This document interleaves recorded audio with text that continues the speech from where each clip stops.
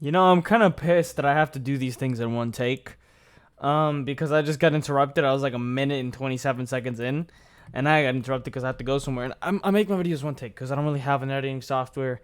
I don't really feel like editing. I know I gotta admit it. I have to come clean. I don't like editing. Okay, it's kind of time consuming, and I don't even know what software to get. Most softwares are hella complicated. Last one I used left a big ass what do you call it? A little watermark in the middle of my fucking screen. It was probably the most pathetic, most ridiculous, dumbest shit I've ever seen in my fucking life. I don't know why there's a watermark that goes across the entire middle section of the screen. I've never seen anything like that. I mean, you might as well just not offer that option. You might as well just force me to pay. Because that's literally so fucking ridiculous. Like, it's not even funny. So that's the facts. I have to come clean. I don't really like editing. I haven't edited much of my videos. It's mostly just one take, just a reaction. You know, that's why they're sort of end up being a little bit long, which is why I care about your retention. I care about your time. I value your time. So hopefully you guys are having an amazing day today. Hopefully you guys are gonna have an even better day, and you're gonna learn how to get better. This is about anything, right? No ambiguity. Nothing specific, nothing too niche. This is anything. We're talking about how to become 37.78, very specific number because he's done the math, at anything, right? 1% better every single day with consistency will make you pretty much 38 times better by the end of the year. You know, whatever it is. You know, specifically if you focus your attention on one thing. You get 1% better at one specific thing every single day. You're going to become 38 times better than you were at the start every day. Just something to keep in mind. Let's go. No more time to waste. Do you ever feel like you're just floating through life, but not actually getting closer to the person that you want to be? Sometimes, It usually happens around New Year's. You imagine all the bad habits you're going to break free from, and all the good habits you will begin. This is everybody. This time will be... Gyms be full, start of the year and shit. 15 days later, they're back to normal. Back to normal. It doesn't take very long to not be motivated, especially when it's extrinsic. You want it to be intrinsic motivation, because intrinsic lasts longer. If you're worried about motivation, if that is, it's not motivation. Motivation gets you started, but discipline keeps you going. And weirdly, it's sort of analogous to that thing that I always say about relationships and people coming together. Like your looks will get you there. Like looks will get you through the door. Somebody's gonna come up through through looks because that's the first thing that they see about you. But your personality is what's gonna get them to stay. No relationship's really gonna, and also a relationship lasting doesn't always mean that it's working either. But like a relationship that's really good, the personality is gonna be there. A lot of what you are as a person's gotta be there. That's very complicated because there's a lot of things. I guess it's not really that analogous because there's a lot that goes into it. Money, height, everything. There's a lot that goes into attraction, but. Looks and all that stuff. It's very basic. Most people know about it. It'll get you through the door. It'll get somebody to go on a date with you. It'll get somebody to come up to you, say what's up, say that you're cute, get to try to know you. If they see you in a club or something, which the club is not the place. I don't know why I'm talking about this. This is not about dating, but you know what I mean. Different, you say to yourself. This time... It's discipline, right? With extrinsic, there's a lot of pressure. You give up a lot easier when you realize that if you're not doing it for yourself, you're going to give up. I am going to do the things that I say I will, only to end up back where you began shortly after, and no closer to what you had envisaged. So the question is, how do you break free from bad habits and make the habits you desire easier and automatic? Atomic Habits by James Clear answers all these questions. We're going to be doing a fast-paced, detailed summary of the book, and dive deep into topics like habit loops, dopamine spikes, priming your environment, plus heaps more. And make sure you stick around until the end of the video where I go through step by step how I'm personally using this book to improve my own habits. I hope this summary inspires you to go out and grab a copy of the book for yourself, because this book deserves a space on everyone's bookshelf. Yeah, this man's driving fucking... This guy's just a driving force for James Clear. Just fucking... Like how many sales, for anybody who doesn't have it yet, which I don't, it's in my cart right now on Amazon. I have it saved. I'm going to get it when I have the money. I have the Spanish version too because I'm trying to get better in Spanish, learn a little bit more. How many sales do you think he got him? How many people do you think bought the book just because they watched the video? This is 8.6 million views, by the way. That's got to be a decent amount of people that got the book just because of the video, I'm sure. Let's jump into it. Shouts out BC Marks, man. Escaping ordinary. Imagine a plane taking off and traveling Love from the New York animation. to Los Angeles. Just before takeoff, you adjust the plane just slightly by 3 degrees or around 80 inches. If you were to keep flying in a straight line, you would end up closer to Tijuana in Mexico than in your intended destination of Los Angeles. And the same goes for our habits. Tiny changes in our habits can change the trajectory of our lives in ways that we can't even notice until many years into the future looking back, in both good ways and bad. You are your habits. The power of atomic That's habits. powerful to know. A slight Very change true. in your daily habits can guide your life to a very You are what you think. You are what you do. You are what you pay attention to. What you're attempting. What you're attending to consciously. What you attentively choose to focus on. What you think about. What you're attending to. What your habits are. What you do every single day. What you eat. All of that. It makes you you. Okay, it's what you are in a lot of ways. It's what's gonna create who you're gonna be for the next 10 years. So make sure we're gonna learn how to have better habits, right? We're gonna learn how to get rid of the bad ones too. We all have bad habits, everybody, every single fucking person, and we're gonna want to learn how to make better ones, how to make them automatic. Let's go. very different destination. Massive action versus 1% improvements. Far too often we convince ourselves that massive success is only possible through massive action in any goal we are pursuing. We expect ourselves to make some quantum leap or momentous improvement that will gain others' attention. However, it is the tiny improvements that aren't even noticeable at first that create incredible change. Let's look deeper Over time, into the yes. math. True. 1% better every day for a year will compound to 37 times better, but 1% worse every day over a year will bring you close to zero. Your habits can compound against you in the form of things like stress or negative self-talk, or they can compound for you in the form of things like knowledge, productivity, skills, and relationships. Success is the product of daily habits, not once-in-a-lifetime transformations. The truth about It's progress. very true. A good example of that is, when people go to the gym, they want to get the results. They look at it, after going 1, 2, 3, maybe for a week, and they see nothing. 2 weeks, they might still see nothing, and at some point, usually like a month, somewhere around a month-ish and longer after that, you start seeing some results, when you're first starting out. But when people say, after going for a day, I'm not seeing immediate results, they must think it must not be effective.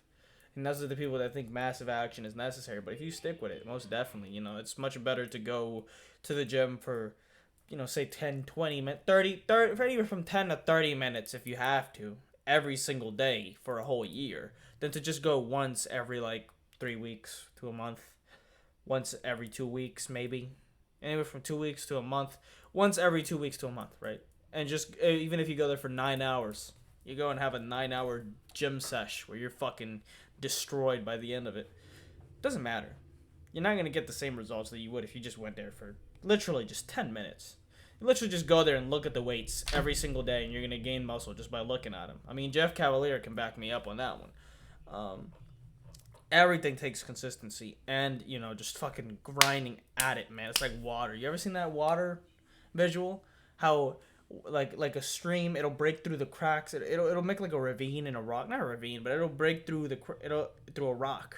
It'll make a bigger dent in it, and it'll get closer to it. Like fuck, how can I explain that? I wish I had the visual. I don't have the visual, but like how water breaks through the rock, and water's very soft. It doesn't hurt. Very fluid. It's fluid. It's fucking water, and you see what the fuck it can do through time, through persistence.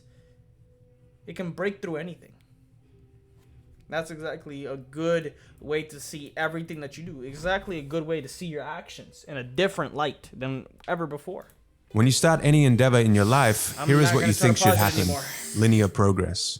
But here is what actually happens. Notice this section here in the beginning. Small changes in our progress are not even noticeable. James Clear refers to this part of the graph as the valley of disappointment. You've done so much, you've put in so much effort, and you can barely see any results. This is where most people fail and slip back into their old routines. The most powerful outcomes of any compounding process are delayed, so patience is required. Goals versus systems. Patience is powerful. Forget about man. goals, focus on systems instead. A goal is the result you want to accomplish. Systems deal with processes that lead to the results. The conventional wisdom suggests that the best way to achieve anything we want in life, be it getting into better shape, building a successful business, or spending more time with family, is to set specific, realistic goals. But if you completely ignored your goals and focused only on your systems, would you still succeed? The author of this book argues that you would. Here are some problems with only having goals. Successful and unsuccessful people share the same goals, so therefore the goal cannot be what differentiates winners from losers. Achieving a goal only changes your life for that moment in time. Goals. But there's also Achieving a goal. There's a lot of variables though. I think people can have the same goals and one of them just gets it and the other one just doesn't. There's a lot of probability that goes into it, man. Not everybody can be rich. Not everybody can be successful. That's not an excuse to say hang on to your 9 to 5 and don't try to do anything special just because nobody can be. Like, people sometimes tell themselves that as a way to just they're comparable to a nihilist. They're just like, oh, well, I mean, not everybody can be rich, so I'm fine not being rich. I'm not gonna try to get rich because not everybody can get rich. Stick to your 9 to 5, bitch. Stick to your McDonald's job. Fuck do you think? Not everybody can be an entrepreneur. Not anybody can make money online. Please sit the fuck down, kid. Not everybody can do that. Come on now, be realistic here. That's how that works. But it's like. People can have the same goals. There's people that try a lot. You've heard Khabib talk about it, man. There's people who try so fucking hard and they don't get nowhere. Of course, it's like the habits, they're gonna have to lead somewhere, but there's a lot of probability involved in exactly where you get at the end of it all, But I think there's some very much a wisdom that can be found in talking about the systems. I don't think it's just as simple as saying goals are not that effective because people have the same goals and not all of them end up in the same spot. I don't think that's directly related, but there's a relation. It's not the only one, but let me just shut up. Only changes your life for that moment in time. Goals can create an either-or conflict. Either you achieve the goal and succeed, or you don't and you're a failure. Even if you are making I don't want to pause it. I just gotta say this though, real quick. The reason I say that is because I don't want to believe that I can't be financially free, and I don't want to believe that I can't work the job that I've always wanted to have, and I can't have my dream.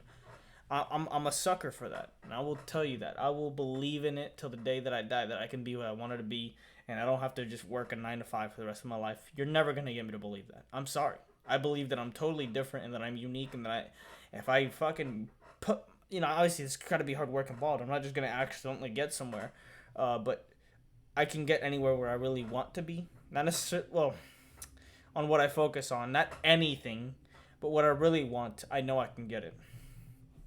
And that's why I say that. And it's a very complicated thing when it comes to that, because, everybody has high hopes and ambitions. And look at how many people are really rich and wealthy, and how many people want to get rich and wealthy. Like, how do you explain that? It's just a lot that goes into it, man. But you're not going to tell me that I can't get where I want to get. I'm sorry. You have to just be a sucker. You have to believe in it. You have to have faith that you can get there. Wherever it is that you want to get to. You have to believe that you can. You have to, man. Progress in the right direction. When you achieve a goal, what do you do after? If your goal was running the local marathon, chances are after completing it, your motivation will quickly fade and you will just slip back into your old routines. Goals are good for setting a direction, but systems are best for making progress. A system of atomic habits. The problem with changing your habits is not you. The reason why you repeat the same bad habits for so long isn't because you don't want to change, but because you have the wrong system for change. Atomic habits are small routines and behaviors that accumulate to produce incremental positive outcomes over time. Big breakthroughs tend to get more attention than small improvements, but what really matters are the little daily decisions and actions we take. Just as atoms are the building blocks of molecules, atomic habits are the building blocks of remarkable results. That's a beautiful way to look There at are it. 3 layers to behavior change. The first layer is changing outcomes, the result. Losing that weight, writing that book, or winning the season. The outcomes are what you get. The second layer is changing your process, what you do. The new workout routine, or developing a daily reading habit. And the third layer is changing your identity, what you believe, your worldviews and how you think about yourself and others.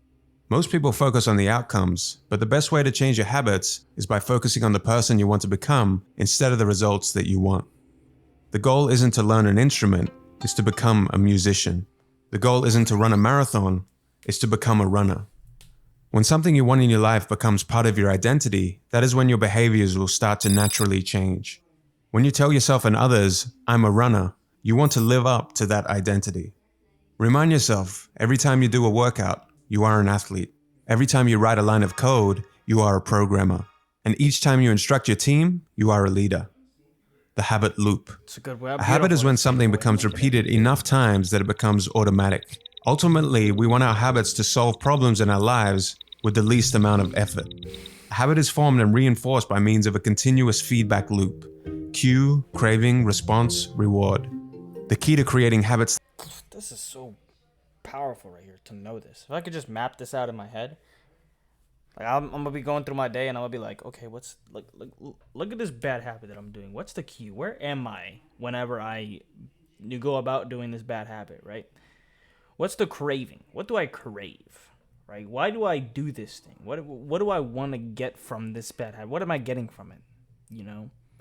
Well, that's what am I getting from it is a reward, right? Like, what do you get? What happens? How do you feel afterwards? What do you get? What the fuck? Wait, what is craving? I thought that was only 3. I thought it was cue, response, reward. I forgot what craving was. I thought it was just cue, the process, the thing itself that you're doing, and then the reward. Craving. That stick is to create feedback loops here. that are continuously being improved. Cue, phone buzz. Craving, want to know who messaged. Response, pick up the phone. Reward, solve the problem of who messaged. Cue, mind goes blank at work. Craving, want to alleviate the frustration. Response, check social media. Reward, satisfy the need to feel less frustrated. Sometimes the craving is infused with the cue. That's why sometimes I don't see craving. Because sometimes they just put cue and craving together. Rewards become associated with cues. So in this example, checking social media becomes tied to your mind going blank at work. And then checking Facebook may be the cue to check Instagram, which becomes the cue to watch YouTube. And before you know it, your mind going blank cue has led to 20 minutes of wasted time. And the more you repeat these habit loops, the stronger and more automatic they become. Cues can really be anything: a smell, a sound, a sight, a person, a location. Try to think of any cues in your daily life that are initiating your good or bad habit loops. So how can we influence the habit loop to work for us? This book shows us the 4 laws that will guide us to do just that. The 4 laws. I love the number 4. It's my favorite Law number. 1, make it obvious. Make it obvious. Most of your current habits are so automatic that you don't even realize them. You must first become aware of your habits before you can change them. You can achieve that with your habit scorecard. Write down all your daily behaviors on a habit scorecard, from the moment you wake up until the moment you go to bed. Your scorecard may look something like this. Based on whether it helps you become the person you aspire to be, categorize each habit as positive, negative, or neutral. At this stage, we aren't trying to change anything, but just observe what is actually going on in our daily lives. Until you make the unconscious conscious, it will direct your life and you will call it fate. I'm gonna do that. I'm gonna do that tonight. I'm gonna write down. I'm gonna do my scorecard tonight. Because there's so many shit. Bro, fucking hell. I thought I was on a roll at school, bro. Waking up at 4 in the morning to go to the gym. I've been kind of lacking, man. And that shit makes you want to cry. I feel like such a bitch. Stop lacking, man. Of course, the reason, like, if I haven't uploaded it for the past days, if I haven't gone to the gym, it's actually because I got COVID or something. I haven't been able to breathe. I've been struggling to breathe. Got like a respiratory disease or something, and it's been hard. I can give myself that. Like, I can't say shit about that. Okay, I'm serious. That's a good excuse. It's a good fucking excuse. I can't breathe. Well, I mean, I couldn't. I'm doing a little bit better now, thankfully. And I hope it continues to improve. Hopefully, that's the goal.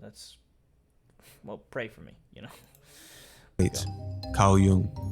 Vagueness is a real problem when it comes to habit formation. And studies have shown that's why I want to make it conscious. that quite often the reason people fail to stick to a habit is not because of a lack of motivation, but because of a lack of clarity. One day I will get into shape is easy to say to yourself, but too vague to get any momentum. What you need is a time and a place. The most common cues, time and location, will help you achieve your goals. Clearly state your intention to act using the following formula. I will behavior at time in this location. Here is a bad example. I will read more this month. Here is a good example. I will read a book for 15 minutes daily at 6 a.m. in the spare bedroom. Another good way to get a habit started is by habit stacking. To stack habits, tie a desired habit to an existing habit according to the following formula. After current habit, I will new habit. For example, after I brush my teeth, I will stretch for 5 minutes. You can stack habits together. For example, after you finish brushing your teeth, you will meditate for 10 minutes and then plan the rest of your day before checking social media. A chain of habits is more likely to be sustained if you practice this consistently. Choosing the correct trigger is essential. You need a trigger cue. Your trigger should be something that you do automatically without fail during your day, such as waking up, turning off your alarm, or brushing your teeth. James Clear tells us in the book that motivation is highly overrated. You can better shape your behavior by designing your environment. We are more influenced by our environment than our willpower or motivation. It's hard to stick with positive habits in a negative environment. Environment is the invisible hand that shapes human behavior. Creating a habit requires you to redesign the space around you to 1. Make it easier to see the cues for the desired habits, and 2. Avert bad habits by making them invisible. If you want to drink more water, make the cues visible and obvious. Place water bottles around the house in places you are likely to see them. Want to read more? Place the book somewhere where you'll see it. And if you want to get better on guitar, don't leave it out of sight in the closet. Context is the cue. Objects in the environment do not determine our behavior, rather it is our relationship to them that does. Stop seeing your environment as a place simply filled with objects. Imagine it as a place filled with relationships. The couch in the living room is the place where one person reads an hour a night. For another, the couch is where they watch Netflix and eat pizza and relax after work. If your relationship with the couch is a place to relax, then trying to get a work-related task done in that environment may be difficult. Try to make separate zones in your house for different activities. The author likes to use the mantra, one space, one use.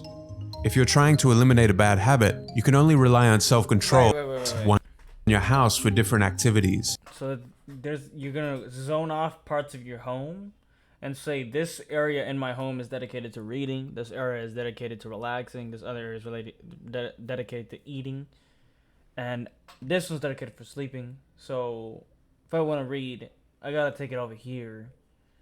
If I want to relax, I gotta take it here.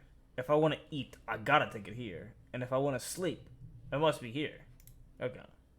The author likes to use the mantra, one space, one use. If you're trying to eliminate a bad habit, you can only rely on self-control in the short term. Cutting off bad habits at the source is a more reliable solution, and one of the most practical ways to eliminate a bad habit is to make it invisible. Eliminate it from your environment. For example, put your phone in another room for a few hours if you have trouble getting work done. Or put junk food out of sight or remove it from your house if you're trying to lose weight. I've thrown away junk food before. Law 2. Make it attractive. When we expect to be rewarded, we take action. The more rewarding an action is, the more likely we are to repeat it until it becomes a habit. Hence, the first step to forming good habits is to make them more attractive. Understanding how dopamine affects your body will help you. Dopamine. Our motivation levels are affected by dopamine, a hormone and neurotransmitter. We are more motivated to act when our dopamine levels rise. By measuring dopamine, scientists can pinpoint the exact moment at which craving occurs. It was once assumed that dopamine was just about pleasure, but now we know it's vital to many neurological functions, including motivation, memory, learning, punishment, as well as voluntary movement. The hormone dopamine is released not only when we experience pleasure, but also when we anticipate it. Gambling addicts have a dopamine spike right before they place, but also voluntary movement. The hormone dopamine is released not only when we experience pleasure, but also when we anticipate it. So just by thinking about doing that thing, it's likely gonna then lead to you actually doing the thing, because you're actually already just releasing the dopamine just by thinking about it. So guess what's gonna happen there? Just by thinking about it, how much of an extra effect? It has a perk. It comes at you with a buff.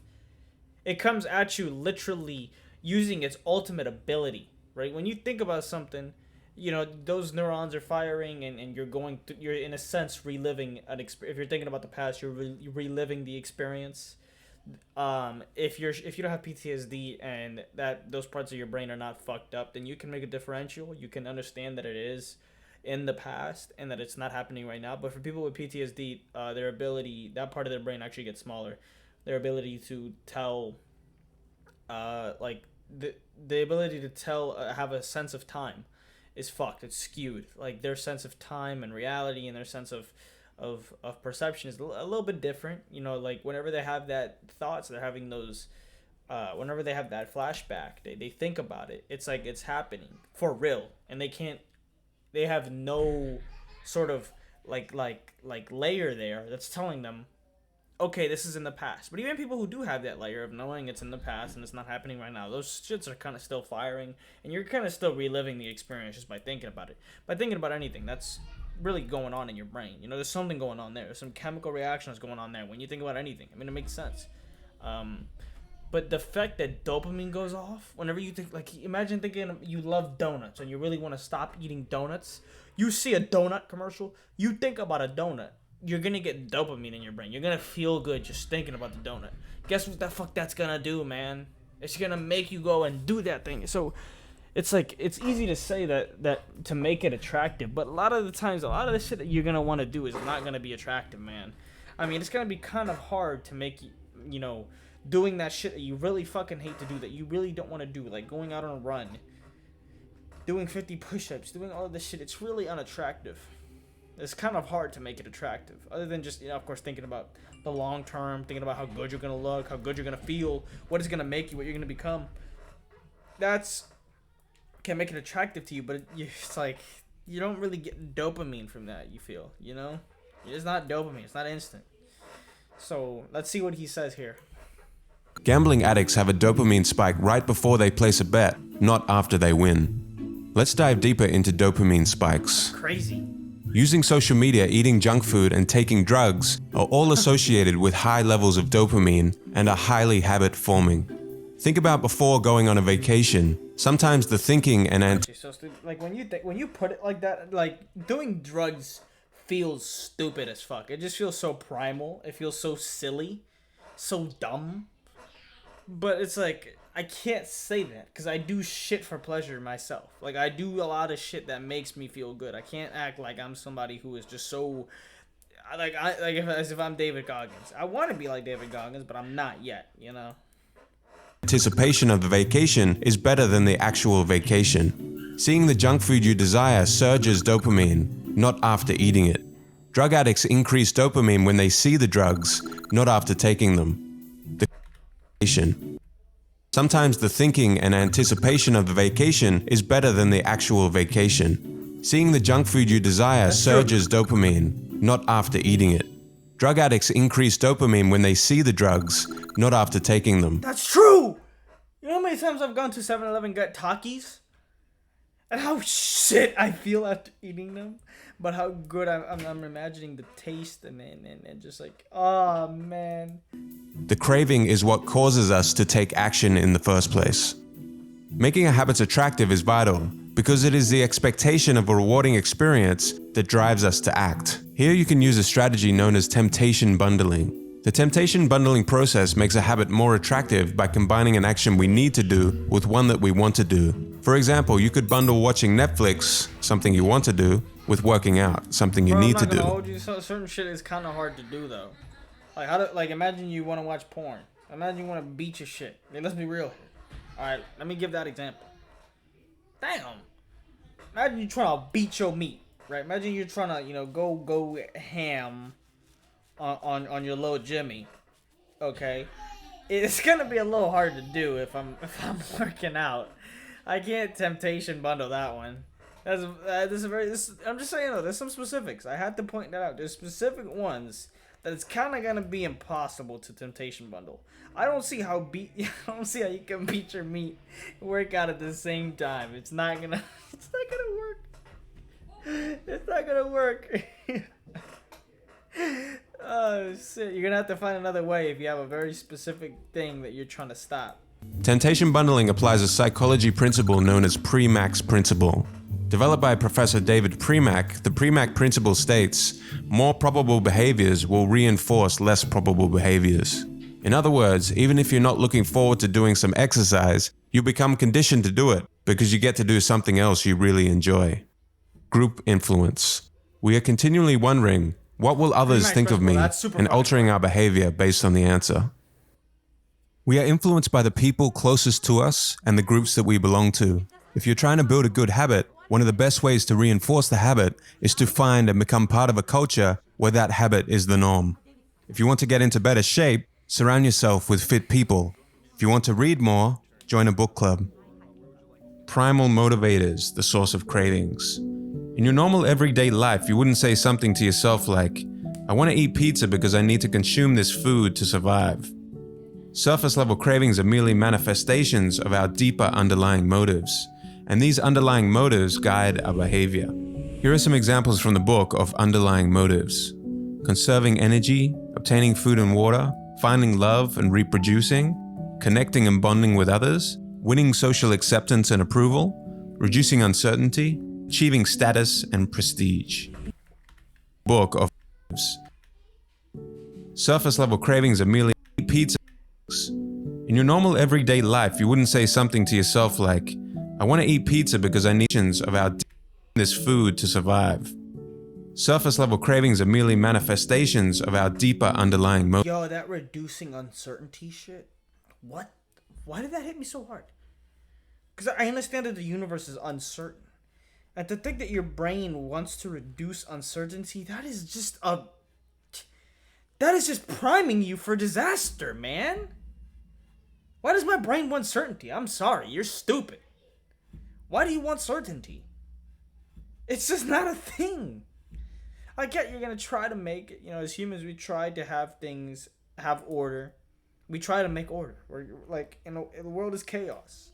We can sort of create things, systems, that kind of have order, right? That we like that. We like order. We like when things are comfortable. Okay, we're an open system. The rest of the universe is kind of chaos. We're very different from chaos in a few ways, which is why we're alive and the rest of the universe is, as we classify it, not alive. That's a little too deep to really get into. But to reduce uncertainty, man, come on, dog. You're not really gonna... You can't really reduce uncertainty, though. Everything's uncertain. There's nothing you can be so smack dead sure about. There's really nothing, Motives. And these underlying motives guide our behavior.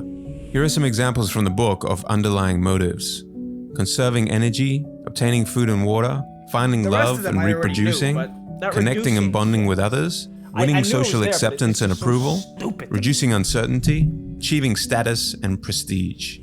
Your brain did not evolve with a desire to smoke cigarettes, check Instagram every 5 minutes, or to play video games. Online platforms and products do not invent new motivations, but rather appeal to the underlying motives of human nature that we already have to gain our attention. Your habits are modern-day solutions to ancient desires, new versions of old vices. The underlying motives behind human behavior remain the same. People who have the underlying motive of connecting with others may jump onto Facebook. Others seeking the underlying motive of finding love and reproducing may sign up for Tinder. If you want to reduce uncertainty, there's Google for that. And seeking social acceptance, there's Instagram. Reprogramming your brain to enjoy hard habits. What kind of think about You can make hard habits. Google, so learning? Oh, so then I'm doing that then. But I'm not... I would just say, I would honestly like to say, I don't know how if this is just me being ignorant, but I would like to say it's mostly just me being curious than like me being uncertain, because I'm super open-minded and you don't understand how much philosophy has completely fucked with the way that I think about everything. And I have never been more uncertain about anything I've ever believed than I am now. So I'm going to have to go on a limb and say that I am not necessarily just researching for the sake of certainty. Like, I realize certainty is not possible, and I've completely given up that thing. Like, I'm not looking for it anymore. I'm done. I give up. There's no certainty. That's what I truly believe with the knowledge that I have. I can't ever see any type of certainty in anything anymore. Nothing is certain to me anymore. Nothing. More attractive if you can learn to associate them with a positive experience. By highlighting the benefits of a habit rather than its downsides, you can quickly reprogram your mind and make it seem more appealing. For example, fitness equals health and well-being and not fatigue. Cleaning the house, an environment conducive to peace of mind and not wasted time. Saving money, future financial freedom, and not sacrifice. Make it unattractive. To break a bad habit, do the same but highlight the benefits of not doing that habit to make it as unattractive to keep doing as possible. Lately, I've been waking up in the middle of the night and my heart's racing. Damn. And there's nothing I can do to stop it. Law 3. Make it easy. How long does it actually take to form a new habit? During habit formation, a behavior becomes increasingly automatic as it is repeated. As you repeat an activity, your brain changes in order to become more efficient at doing it. Long before neuroscientists dug into the process of forming habits, repetition was known as a powerful tool for establishing habits. You activate particular neural circuits associated with habits every time you repeat them. So framing habit formation in terms of time is flawed. It should be framed in terms of number of repetitions. Reducing friction, Facts. the law of least effort. So The true. more energy required, the less likely it is to happen. It takes almost no energy to get into the habit of reading one page of a book each likely it is to happen. It takes almost the law of least effort. The more energy required, the less likely it is to happen. It takes almost no energy to get into the habit of reading one page of a book each day. Habits are more likely to occur when they require. I was so smart about the Daily Stoic and the Daily Laws. I have both of those. I can go get them. Shouts out Robert Greene and Ryan Holiday. That's what I realized. It's a very smart ploy on you fuckers. You know, I want to make one of those. If I ever end up writing a book, I'm gonna make one of those. Those daily shits. That's very good. Like if you're a starting off reader, get the Daily Stoic. Get the Daily Laws. You want to get some good fucking knowledge, some good information, some good wisdom. Get the Daily Stoic and get the Daily Laws. Read 2 pages a day for a whole year. You're gonna be a whole different person by the end of the year. It's that simple. Like, just get that book. That was so great. I just thought about that. I mean, of course, it's a daily book. I knew I was only going to read 1 page a day. And I was like, this seems very convenient. You know, this seems very efficient. I like this. Not necessarily because I don't like reading, but because I realize I don't have to put too much energy into this. This is a book that I know I'm going to take a whole year to read. And I know I can stick to it consistently because it's just 1 page every day. That's super smart. I'm surprised it's not above Atomic Habits in terms of the most sold book. Jesus. Less energy. The bigger the obstacle, the more friction there is between you and the desired outcome. If you need to travel 20 minutes out of your way to go to your gym, chances are you will not. But if your gym is located on your commute to work, you will greatly decrease the friction. I didn't drive. Still don't drive. I have my shit now. I'm driving like any minute now. I had to wake up at 5 in the morning to take the very first fucking bus of the day before school. I didn't even get to come home and shower. I had to go a little bit dirty to school. Just to show you my kind of dedication. I took the first bus that comes out of this fucking shit to go there. Okay? And I only went there for like an hour and a bit. Like an hour or 10 minutes. Basically like an hour I went. Every day. With my boy. Sometimes I went alone. And it's different. You get a kind of mental edge when that happens. You're like, I'm fucking different. If I can wake up at 4 in the morning and come out here and work out, you feel like a fucking god. Not gonna lie. By making your good habits more convenient, you're more likely to stick to them. Your life will be easier if you find ways to reduce friction rather than trying to solve it. In order to build better habits, we have to find ways to reduce friction associated with our good habits and increase friction associated with our bad habits. Priming the environment for use. By automating or setting up your environment, you can reduce the friction for future action. For example, I will lay out my workout clothes the night before, so when I get up, I can get moving in the morning. Or to prepare a healthier breakfast, place the pan on the stove, cooking spray on the counter, and gather the ingredients the night before. Again, to reduce any friction. Using the 2-minute rule to stop procrastinating. But you're not even gonna want to do it the night before. That night before is gonna be friction doing those things. Setting that shit up is gonna be friction for whatever the fuck else I want to be doing at night, watching Netflix or something. There's a lot of friction. So just basically tell people, stop being a bitch and take that friction head on. Fuck your comfortability, man. David Goggins is the best. Like you gotta listen to David Goggins, man. He'll get you off your shit. It's not even motivation. It's just like some people just need to get told that, man. Like get off your bullshit. Like seriously, like. It's understandable. There's reason to. I get it. Look, life, it can suck sometimes. I don't want it to suck all the time. I just want to be comfortable. You know, you're coming home from a hard day's work, 8 hours. There's a lot of stuff, mentally draining. I get it, man. I get it. And I know Nobody just wants life to just be nothing but work and doing things you don't like to do. You want to go and be able to do something that you really do, even if it's unhealthy. You just want to just be like, fuck. Like, I'm a part of this system. I didn't even ask to be a part of this. Like, how much shit I have to do, that I have to take care of. I deserve my time off. You're not wrong. You're just not wrong. But if you want this more than anything, you have to do it. You have to stop being a bitch. You have to embrace the suffering. You have to just do it. Even if it fucking sucks. You have to just do it because you realize that the outcome that you're going to get is just one that you prefer even more than that comfort that you honestly do deserve after your hard day. I'm not saying that you don't deserve it. That you're not working hard enough. That's not that. It's just you got to evaluate that. If what you really want is worth more to you, if you want it more, if you realize that it's one of those things that, like, evaluate that. Do you want this comfort right now, or do you want to get fitter, or do you want to become a reader? Do you want to do this or that? Whatever you want to change.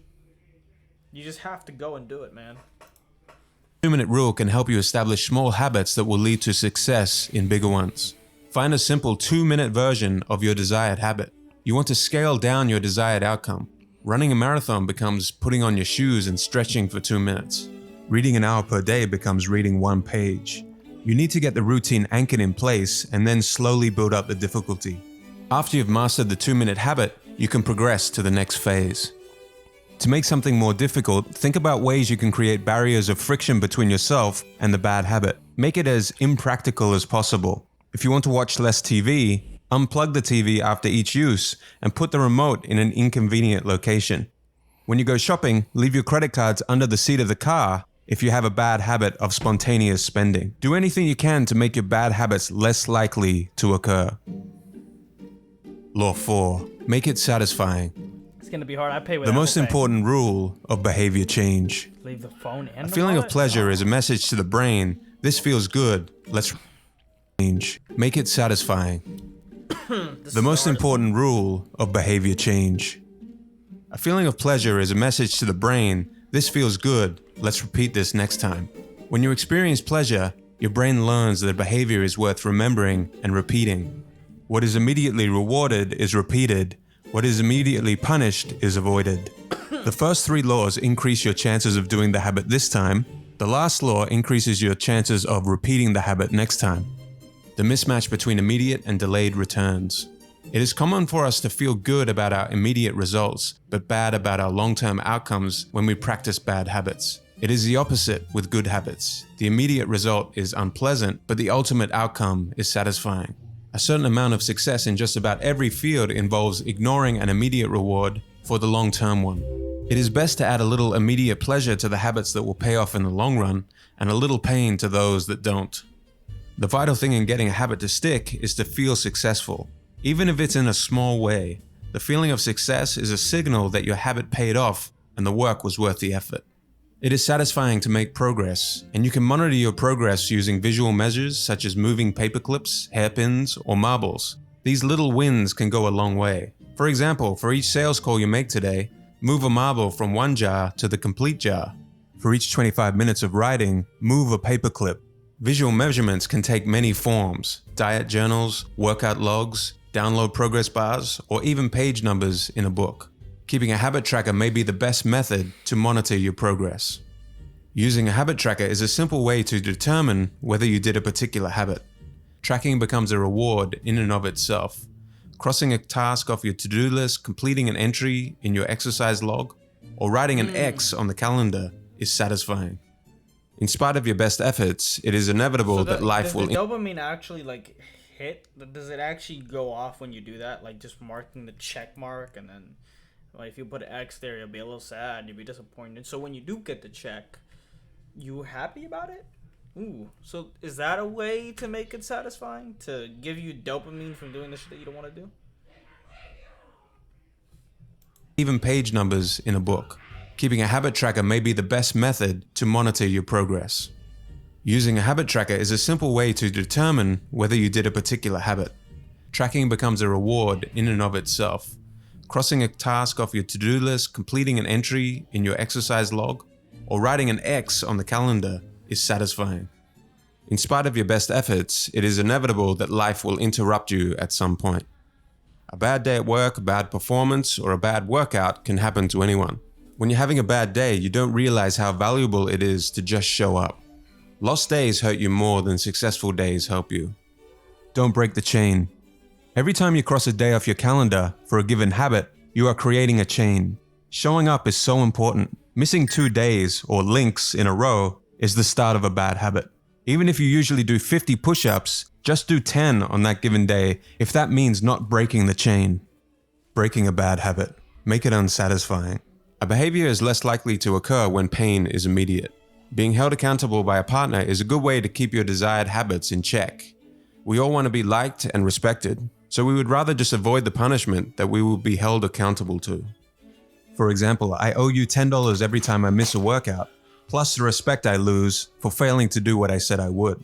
Your behavior is more likely to be influenced by concrete and immediate consequences. The habit contract. You can create a habit contract to hold yourself accountable, just as governments use laws to hold citizens accountable. You can create a habit contract either verbally or in writing, which makes it clear that you will honor a particular habit and there will be punishments if you do not. You can then use your accountability partners to enforce this contract. Someone's gonna come punish. Okay, so it's one thing to read a book, but another to actually apply it to your life. So I'm gonna try and visually represent how I've personally been using this book to build systems around my habits the past few months. After you guys read the book, maybe your approach will be different than mine or much better. Or maybe there are some parts that I completely missed or could improve upon. So do let me know in the comments below. The good habits I wanted to develop. Lately, I've been waking up in the middle of the night and my Bro, heart... these motherfuckers think I'm depressed or something, bro. Why do I keep getting BetterHelp, like, advertisements? I don't understand. Like, what do they think I'm, like, come on. I respect it. I love that it's a thing. I love that there's a website for it, that there's a thing like this. I love that. Look, I would refer to you to somebody that I felt needed it. Why am I getting ads for it? I don't understand. Racing. I'm watching Atomic Habits, okay? Leave me alone. And there's nothing I can... Were more consistent workout and reading routines. The bad habit I wanted to eliminate was becoming distracted and over-consuming social media. First, I completed the habit scorecard. This gave me a good idea of habits I could try to eliminate, but more importantly, it gave me an idea of daily habits I was already doing that I could stack my new habits with. Ultimately, when you find the habits you want to work on, you want to be pushing the desired good habits towards this side of the spectrum and the bad habits towards this side. For the working out habit, the first step was to make the cues more obvious, and I had a few tools that I could use from the book. In this case, I used what James Clear calls the implementation strategy. So I will work out at 6 a.m. in the living room. Implementation intention. Next, I tried as best I could to design my environment conducive to this new habit. I took my dumbbell set out of the closet and I put them in the living room. I also found a few pictures of healthy physiques on the internet and put them in places around the house as cues that would remind me of the habit. Next, I moved on to the craving phase. So to increase dopamine and motivation... That motherfuckers are gonna come in, my dad is gonna think I'm gay, he's gonna think I'm gay and I'm gonna get disowned. I'm just gonna have like healthy fit men just like all around my wall. That's gonna be that's gonna be kind of hard to explain. No, they're gonna be like, why the fuck is there a half naked dude just fucking sitting on your wall? I bundle the workout with listening to some of my favorite podcasts, and I also implement reprogramming of the brain. So I tell myself repeatedly, I don't have to do a workout, but I get to build strength and a healthier body. And that subtle shift in mindset has gone a long way. Ideally, joining a gym or finding a group of people to work out with would be even better to strengthen this habit. But unfortunately, all the gyms are closed where I live, so I'm kind of on my own, and these two tools will have to suffice for the moment. Next, making it easy. Using the 2-minute rule to make sure that I don't end up like most people starting a new habit that try to do too much too soon. I want my habit to not feel like a challenge at all. So my 2-minute rule was putting on my workout clothes and stretching. And if that was the only thing that I accomplished, then that was fine because I showed up. But you will quickly find that once you are there, you are now motivated to get the workout done. So it is weird, but the motivation seems to come after you get the habit started. My mindset is focused on small 1% changes, compounding into meaningful results, and that my systems will get me the results and not vague goals. remembering that my main focus at this point is just making sure that I show up and start anchoring this habit in place. And once you are consistently showing up, you can increase the progression. To decrease friction, I made the rule that I'm not allowed to check my phone until the workout was complete. If I get distracted by emails or social media, it is one excuse and one step of friction between myself and the workout getting completed. Lastly, this was a game changer for me, priming the environment. When I place my shoes, yoga mat, and dumbbells out the night before, I skyrocket my show up and workout percentage. As soon as I place these items out the night before, I feel like the ritual has begun and the workout is already complete because I have zero excuses. So with those 3 phases of the loop systemized to get me to show up, I only had the last phase of the loop left, which was to make sure I keep repeating the habit. I use both of these tools somewhat together to close out the loop. I use a habit tracker. Crossing the day off the calendar becomes the reward, and it also forces me to not want to break the chain. I also take a picture of my calories that I burnt, and I send that picture to my partner, and that also increases the satisfaction. Mindset-wise, I begin with identity, and I remind myself after each workout that I want to become the kind of person that enjoys fitness and doesn't miss workouts. I don't put all my focus on outcomes such as I want to be 10 kilograms lighter by such and such a date. And I also remind myself that I need to be patient for the results and that I'm probably still somewhere in this valley of disappointment before I will see those results. I went through the same process with the reading habit with a few minor changes. So I used the habit stack. After making a coffee, I will read for 90 minutes. So making a coffee was my trigger cue for reading. My one space, one use rule was reading on the balcony of the apartment. One of the best parts of my day is a nice cup of coffee in the morning, so this was the perfect thing for me to bundle my reading habit with. Remembering how dopamine raises in anticipation of a reward and not the reward itself, I wanted this dopamine spike for wanting coffee to start becoming associated with reading. My 2-minute rule was to read 1 page of The Daily Stoic by Ryan Holiday. Super simple. Again, in the beginning, all I was concerned with was showing up and getting this habit anchored. Then I slowly built up the habit to 90 minutes. For the bad habit I was trying to eliminate, to make the habit invisible, I started by making my phone as boring as I possibly could, which required deleting a lot of apps. I used the reprogramming tool to highlight the unattractive side of over-consuming social media, telling myself things like, consuming is the easy and lazy option of the masses, and do I want to be a consumer or a producer? Random scrolling through feeds is for losers. So you want to try and paint your bad habit in a light that makes it super unattractive to keep doing. Fuck. To increase friction, I left my phone Fuck scrolling. It's for losers. in a drawer in another room. So completely out You're of such a beta male if you scroll through TikTok. sight. And to make it unsatisfying, I have an accountability partner. I get my partner to enforce this habit. The punishment is if she sees me using social media during work time, I owe her $10. So that is how I've been using this fantastic book, guys, to get great results so far. Go out and grab a copy of this book for yourself if you haven't already. You're going to take in the knowledge at a much deeper level from all the stories and examples that James Clear gives you in the book, as well as some advanced techniques which we didn't cover in the summary that will help you strengthen your habits. Good luck in your journey. Thank you for watching, and see you in the next video. Oh, and I'm worried about you, man. I'm worried about you, man. This is the last video he has uploaded. He hasn't uploaded since October 6th of 2021. I'm worried about you, man. Where are you? We need you back, Escaping Ordinary. We need you, man. Look, you're about to hit 500K. I think this guy's waiting to do a 500K special. That's probably why he hasn't uploaded. He's probably gonna upload tomorrow, maybe. I don't know. Atomic Habits, ladies and gentlemen. The summary. I'm sorry I talked a lot. Not gonna waste any more of your time. Let me know what you guys think. Leave a subscribe. Leave a comment down below how you're gonna try to implement this.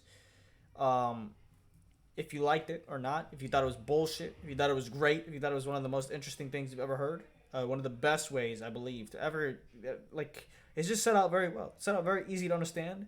It's very simple on how to break bad habits and make good ones. So, let's get to doing them. I'm gonna create a scorecard for my habits. I need to create a scorecard.